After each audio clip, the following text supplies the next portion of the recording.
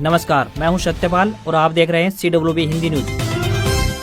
शक संवत 1948, विक्रम संवत 2083। आज आषाढ़ मास के शुक्ल पक्ष की षष्ठी तिथि और दिन रविवार है। तदनुसार अंग्रेजी तारीख 19 जुलाई सन 2026।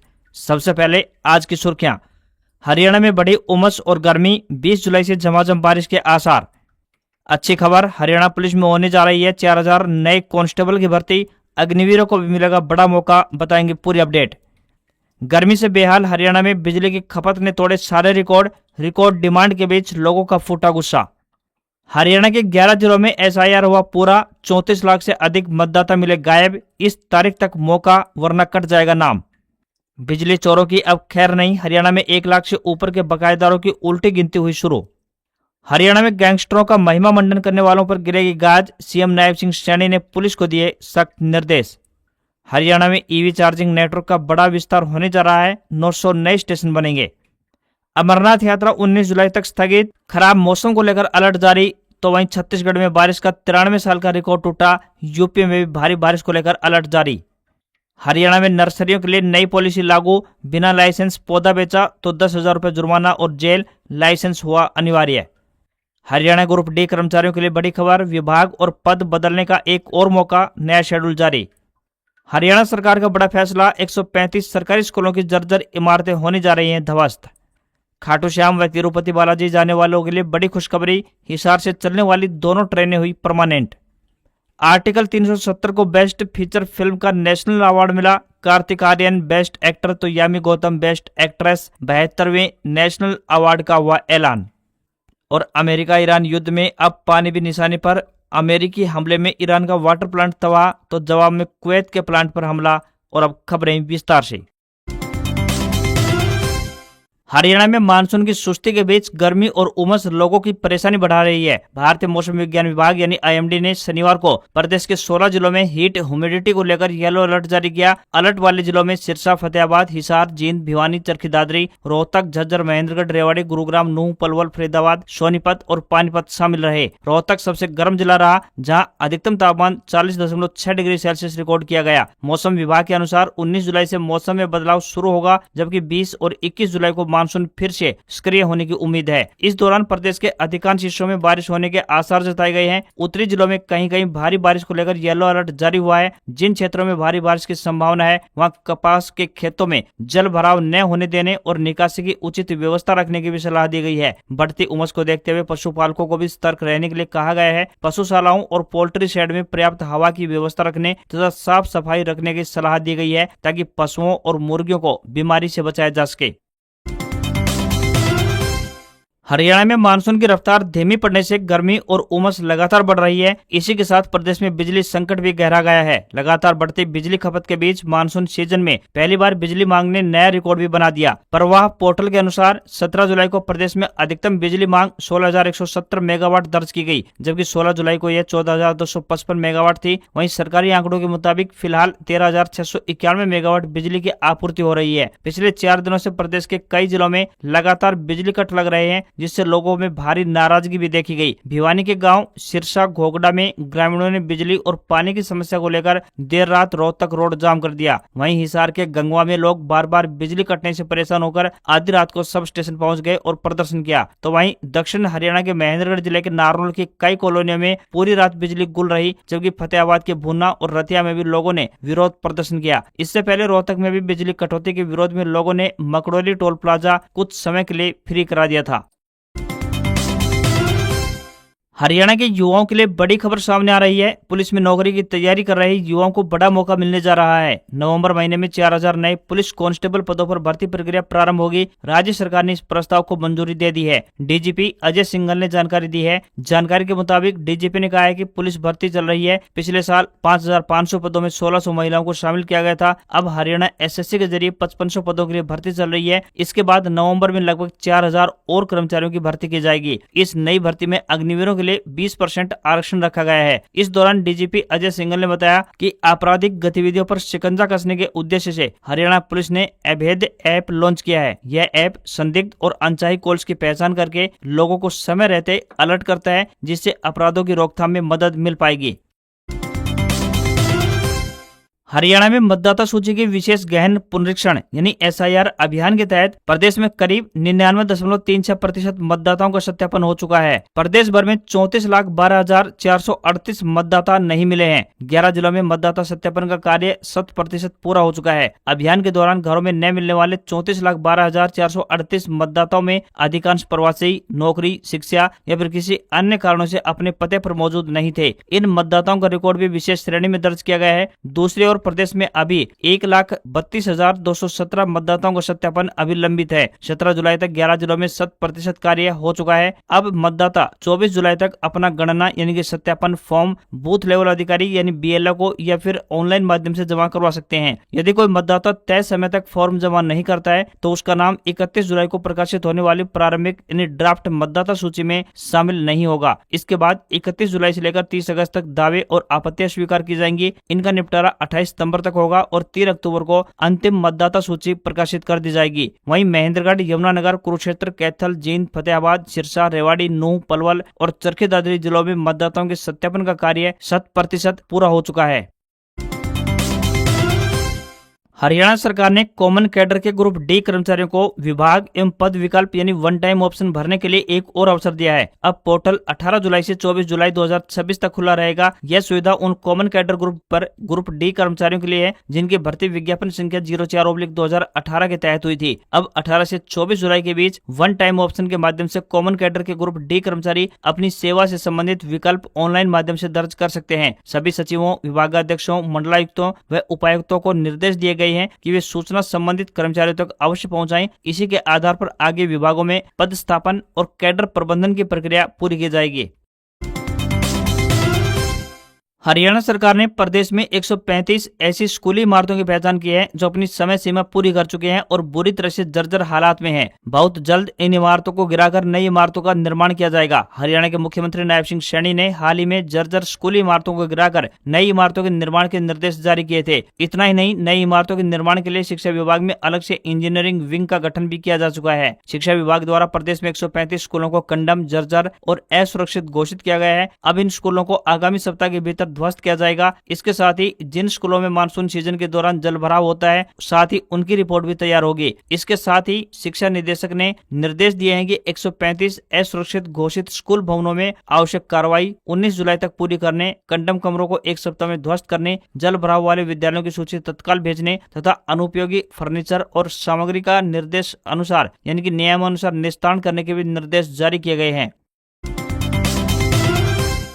प्रधानमंत्री नरेंद्र मोदी ने हरियाणा के जींद में आयोजित महारैली के दौरान हांसी बरवाला राजमार्ग के चौड़ीकरण की महत्वाकांक्षी परियोजना की शुरुआत की। वर्तमान में हांसी बरवाला मार्ग की चौड़ाई की बात करें तो तकरीबन 23 फीट है। परियोजना के तहत सड़क को दोनों ओर 10-10 फीट तक अब चौड़ा किया जाएगा, जिससे इसकी कुल चौड़ाई 33 फीट पहुंच जाएगी। हांसी और बरवाला के शहरी क्षेत्रों के साथ साथ रास्ते में पड़ने वाले 5 गाँव में इस हाईवे को पूरी तरह से 4 लेन बनाया जाएगा। निर्माण कार्य की शुरुआत के तहत NHAI की टीम ने सड़क के दोनों ओर भूमि की निशानदेही का काम भी शुरू कर दिया है। विधायक विनोद भयाना ने कहा कि हांसी बरवाला मार्ग का चौड़ीकरण क्षेत्र की जनता की वर्षों पुरानी मांग है। इससे यातायात अधिक सुगम होगा और सड़क हादसों में भी कमी आएगी। हालांकि इस हाईवे परियोजना का असर भाखड़ा नहर से हांसी शहर तक बिछाई जा रही पेयजल पाइपलाइन पर भी पड़ा है। सड़क चौड़ीकरण के कारण पाइपलाइन निर्माण का कार्य फिलहाल अधर में लटक गया है। बताया गया है कि जन स्वास्थ्य अभियांत्रिकी विभाग ने सड़क किनारे पाइपलाइन डालने के लिए NHAI से अनावश्यक अनापत्ति प्रमाण पत्र यानी NOC नहीं लिया था। ऐसे में अब दोनों विभागों के बीच समन्वय के बाद आगे का काम यानी पाइपलाइन निर्माण का कार्य आगे बढ़ सकेगा।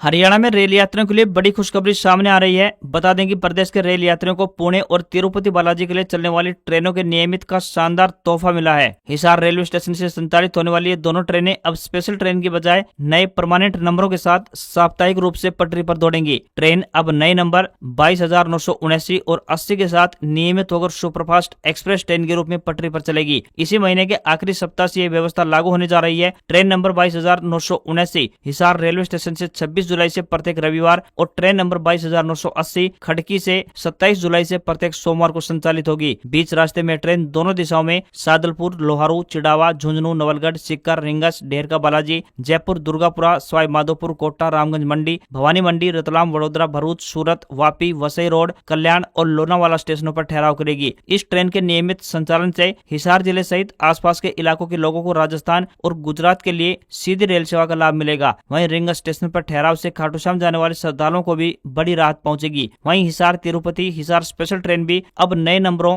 यानी 14,723 और 14,724 नियमित ट्रेन के रूप में संचालित होगी। ट्रेन नंबर 14,723 हिसार स्टेशन से 25 जुलाई से प्रत्येक शनिवार और ट्रेन नंबर 14,724 तिरुपति से 27 जुलाई से प्रत्येक सोमवार को संचालित होने जा रही है। बीच रास्ते में ट्रेन दोनों दिशाओं में सादलपुर, लोहारू, सूरजगढ़, चिड़ावा, झुंझुनू, नवलगढ़, सिक्कर, रिंगस, ढेरका बालाजी, जयपुर, दुर्गापुरा, सवाई माधोपुर, कोटा, रामगंज मंडी, नागदा, उज्जैन, सुजालपुर, संत हिरदाराम नगर, भोपाल, इटारसी, नागपुर, बलारसा, वारंगल, विजयवाड़ा, ओंगोल, नेल्लूर और रेनीगुंटा स्टेशनों पर दोनों दिशाओं में ठहराव करती हुई जाएगी।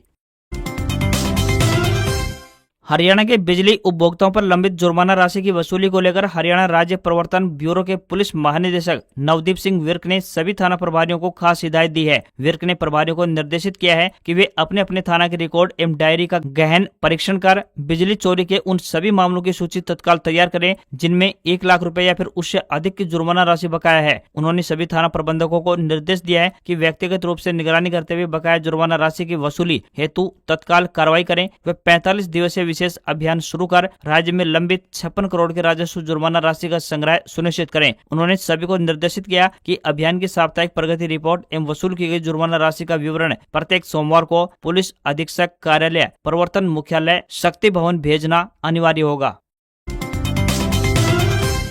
हरियाणा में सभी प्रमुख शहरी औद्योगिक एवं व्यावसायिक क्षेत्रों में इलेक्ट्रिक वाहन यानी ईवी चार्जिंग सुविधाओं का विस्तार किया जाएगा। बिजली निगमों ने अब तक 789 ईवी चार्जिंग स्टेशन एवं प्वाइंट स्थापित कर दिए हैं। स्वच्छ एवं हरित ऊर्जा को बढ़ावा देने के लिए इस साल 900 चार्जिंग स्टेशन स्थापित करने का लक्ष्य तय किया गया है। उत्तर हरियाणा बिजली वितरण निगम और दक्षिण हरियाणा बिजली वितरण निगम को ईवी चार्जिंग नेटवर्क का विस्तार करने की जिम्मेदारी सौंपी गई है। चार्जिंग नेटवर्क के विस्तार से इलेक्ट्रिक वाहनों को अपनाने में तेजी आएगी। इससे जीवाश्म ईंधनों पर निर्भरता कम होगी तथा कार्बन उत्सर्जन में कमी के माध्यम से पर्यावरण संरक्षण को भी मजबूती मिलेगी। हरियाणा में अपराध और गन कल्चर को बढ़ावा देने वालों के खिलाफ प्रदेश सरकार ने बेहद आक्रामक रुख अपना लिया है। करनाल स्थित हरियाणा पुलिस अकादमी मधुबन में आयोजित ड्रग्स मुक्त हरियाणा संवाद कार्यक्रम के दौरान मुख्यमंत्री नायब सिंह सैनी ने गैंगस्टरों के महिमा मंडन यानी ग्लोरिफिकेशन को लेकर गहरी चिंता व्यक्त की। सीएम ने स्पष्ट शब्दों में निर्देश दिए हैं कि सोशल मीडिया, प्रिंट मीडिया और इलेक्ट्रॉनिक मीडिया पर अपराधियों को तवज्जो देने या फिर उन्हें हीरो की तरह पेश करने पर तुरंत प्रभावी रोक लगाई जाए। इसके उल्लंघन पर अब कानूनी कार्रवाई भी की जाएगी। स्पेशल टास्क फोर्स यानी एसटीएफ के आला अधिकारियों ने गंभीर मुद्दा मुख्यमंत्री नायब सिंह सैनी के समक्ष रखा। एसटीएफ अधिकारियों ने मुख्यमंत्री को जमीनी हकीकत से रूबरू कराते हुए बताया कि अपराधियों के लाइफस्टाइल और उनके गन कल्चर को लेकर जिस तरह मीडिया में पेश किया जाता है उसका सबसे बड़ा घातक असर स्कूली बच्चों और युवाओं पर पड़ रहा है। युवा वर्ग इन अपराधियों को अपना आदर्श मानने लगते हैं और अनजाने में अपराध के दलदल में फंस जाते हैं। साथ ही सीएम ने घोषणा की है कि जल्द ही सभी सोशल मीडिया और यूट्यूब चैनल के संचालकों की एक विशेष बैठक बुलाई जाएगी जहां उन्हें कानून के दायरों और सख्त नियमों की जानकारी देकर जागरूक किया जाएगा। हरियाणा के सिरसा जिले में अब अवैध रूप से या फिर बिना नियमों के नर्सरी चलाने वालों की खैर नहीं। जिला उद्यान विभाग यानी डीएचओ ने सख्त रुख अपनाते हुए जिले की नर्सरियों पर शिकंजा कसने की तैयारी अब पूरी कर ली है। अब कोई भी नर्सरी संचालक खुले में या फिर मनमाने दामों पर फल, सब्जी या सजावटी पौधे नहीं बेच सकेगा। सभी नर्सरी संचालकों के लिए अब लाइसेंस लेना अनिवार्य कर दिया गया है। नियमों का उल्लंघन करने वालों के खिलाफ भारी जुर्माने से लेकर सजा तक का प्रावधान तय किया गया है। जिला उद्यान विभाग ने शुरुआती सर्वे में जिले की 50 नर्सरियों की लिस्ट तैयार की है। विभाग जल्द ही इन सभी को नोटिस जारी कर लाइसेंस के लिए आवेदन करने को निर्देश देगा। जिला उद्यान अधिकारी यानी डीएचओ डॉक्टर दीन मोहम्मद ने बताया कि अब तक नर्सरियों के लिए कोई ठोस कानून या पॉलिसी न होने के कारण घटिया पौधों और धोखाधड़ी की शिकायतों पर सख्त कार्रवाई नहीं हो पाती थी। इसी को ध्यान में रखते हुए सरकार ने विधानसभा में कानून पारित किया था जिसका 8 जुलाई को गजट नोटिफिकेशन भी जारी कर दिया गया है। अब सभी नर्सरियों को पूरी तरह से कानून के दायरे में ले लिया गया है। पौधे अब मनमाने दामों पर नहीं बेचे जा सकेंगे। साथ ही सरकार और विभाग की गाइडलाइन के अनुसार रेट तय होंगे। घटिया पौधे बेचने या फिर नियमों की अनदेखी पर 10,000 रुपए तक का जुर्माना और 1 साल तक की जेल हो सकती है। टीमें जल्द ही ग्राउंड पर जाकर निरीक्षण करेंगी और तय मापदंड पूरे करने वाली नर्सरियों को ही हरियाणा में अब लाइसेंस जारी किया जाएगा। जम्मू कश्मीर में अगले 3 दिन भारी बारिश को लेकर रेड अलर्ट जारी किया गया है, जिसके चलते अमरनाथ यात्रा 19 जुलाई 2026 यानी आज से स्थगित कर दी गई है। तो वहीं पहलगाम और बालटाल दोनों ही रास्तों से ये यात्रा रोकी गई है। वहीं वैष्णो देवी यात्रा भी शनिवार से रोक दी गई है। साथ ही मौसम विभाग ने इलाके में भारी बारिश का अलर्ट जारी किया है। इसके अलावा छत्तीसगढ़ के बिलासपुर में बारिश का 93 साल पुराना रिकॉर्ड टूट गया। यह 1993 में 14.93 इंच बारिश हुई थी, लेकिन शनिवार को 16 इंच बारिश हुई और ये रिकॉर्ड टूट गया। यूपी के लखनऊ, कानपुर और बाराबंकी समेत सभी 75 जिलों में बारिश का अलर्ट जारी किया गया है। वाराणसी में गंगा नदी के जलस्तर में तेजी से बढ़ोतरी होने के बाद गंगा आरती की जगह बदलनी पड़ी है। वहीं अरुणाचल प्रदेश में लगातार हो रही बारिश के कारण बाढ़ और भूस्खलन की स्थिति अब भी गंभीर बनी हुई है। बाढ़ से अब तक 1,13,674 लोग प्रभावित हुए हैं। छत्तीसगढ़ में मानसून फिर एक्टिव हो गया है। बंगाल, झारखंड और उड़ीसा में बने लो प्रेशर एरिया से प्रदेश में लगातार नमी पहुंच रही है। इसी वजह से पिछले 24 घंटे में मध्य प्रदेश, छत्तीसगढ़ समेत कई जिलों में जोरदार बारिश हुई। जम्मू कश्मीर में लगातार बढ़ रही चिनाबी नदी का जलस्तर भी बढ़ने पर सलाल बांध के सभी गेट खोल दिए गए। प्रशासन ने एडवाइजरी जारी कर दी है। पहाड़ों पर भारी बारिश से प्रदेश की नदियां उफान पर हैं। इसके अलावा राजस्थान में मानसून अब भी ब्रेक पर है। महेंद्रगढ़ स्थित हरियाणा केंद्रीय विश्वविद्यालय में शैक्षणिक सत्र 2026-27 के विभिन्न स्नातकोत्तर यानी पीजी पाठ्यक्रमों में रिक्त सीटों पर प्रवेश के लिए विशेष प्रवेश अभियान आयोजित किया जा रहा है। यह अभियान 24 जुलाई को आयोजित होगा। इस विशेष प्रवेश अभियान के तहत अनारक्षित वर्ग, अन्य पिछड़ा वर्ग यानी ओबीसी, आर्थिक रूप से कमजोर वर्ग यानी ईडब्ल्यूएस तथा अनुसूचित जाति एवं अनुसूचित जनजाति यानी एससी व एसटी वर्ग की रिक्त सीटों को भरा जाएगा। यह अभियान हाइब्रिड मोड यानी ऑनलाइन और ऑफलाइन दोनों में संचालित होगा। कुल सचिव प्रोफेसर सुनील कुमार ने जानकारी दी कि इच्छुक अभ्यर्थी 22 जुलाई तक ऑनलाइन पंजीकरण कर सकेंगे। विशेष प्रवेश अभियान के लिए रिक्त सीटों का विवरण विश्वविद्यालय की वेबसाइट www.cuh.ac.in पर उपलब्ध है। जिन अभ्यर्थियों ने पूर्व की काउंसलिंग में रजिस्ट्रेशन शुल्क जमा किया था, उन्हें दोबारा से अब शुल्क जमा करने की आवश्यकता नहीं होगी, लेकिन विशेष प्रवेश अभियान के लिए पुनः पंजीकरण करना अनिवार्य होगा। अभ्यर्थियों को 24 जुलाई को दोपहर 1 बजे तक संबंधित विभाग में रिपोर्ट करना होगा। चयनित अभ्यर्थी 24 से 26 जुलाई तक प्रवेश शुल्क जमा कर सकेंगे। यदि सीटें रिक्त रहती हैं तो प्रतीक्षा सूची के अभ्यर्थियों को 27 एवं 28 जुलाई को प्रवेश का अवसर दिया जाएगा। वेस्ट एशिया में जंग नए सिरे से पनपने के बाद फिर से कीमती धातुओं के दाम में गिरावट देखने को मिल रही है। खासकर गोल्ड और सिल्वर के दाम में लगातार कमी देखी जा रही है। इस गिरावट के कारण सोना 3 सप्ताह के निचले स्तर पर पहुंच गया है। 18 जुलाई की सुबह राजधानी दिल्ली में 24 कैरेट गोल्ड की कीमत फिसलकर 1,42,670 रुपए प्रति 10 ग्राम के स्तर पर पहुंच गई। वहीं शुक्रवार को सोने के दाम में 800 रुपए की गिरावट आई थी और यह 1,45,000 रुपए प्रति 10 ग्राम के स्तर पर पहुंच गया था और चांदी की कीमत में 2,000 रुपए की गिरावट देखने को मिली थी। ऑल इंडिया सराफा बाजार के मुताबिक चांदी की कीमत 2,000 रुपए टूटकर 2,22,500 रुपए प्रति किलोग्राम सभी टैक्स के साथ हो गई। वहीं इंटरनेशनल मार्केट में भी सोने और चांदी के दाम में गिरावट देखी गई है। इसके अलावा दिल्ली में 24 कैरेट सोने की कीमत 1,42,670 रुपए प्रति 10 ग्राम तो 22 कैरेट सोने का भाव 1,31,490 रुपए प्रति 10 ग्राम के स्तर पर पहुंच गया है। आज खबरों में बस इतना ही। देखते रहिए आपका अपना हरियाणा का सबसे बेहतरीन news channel CWB Hindi news. नमस्कार। इसी आशा के साथ आपका दिन शुभ रहे।